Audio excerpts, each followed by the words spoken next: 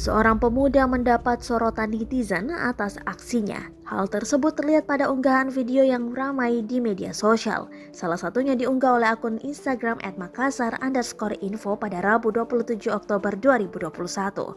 Terlihat pada postingan tersebut seorang pemuda mengenakan baju hitam lengan panjang dan celana panjang sedang duduk membuka sepatunya. Celana yang digunakannya sobek pada bagian lutut. Ia yang tengah direkam oleh seseorang itu diketahui akan sholat. Perekam video itu pun menanyakan tentang dirinya yang hendak sholat dengan mengenakan celana yang sobek tersebut. Si pemuda itu langsung mengambil manset pada tangannya. Si perekam pun bertanya tentang kegunaan manset tersebut. Tak terduga, si pemuda itu lantas menutup pakaian yang dikenakannya menggunakan manset tersebut. Ia mengikat bagian yang tersobek dengan manset dan langsung tertutup. Hal ini pun menuai perdebatan pada warganet. Ada yang menilai pemuda tersebut tak sah sholatnya jika mengenakan celana robek.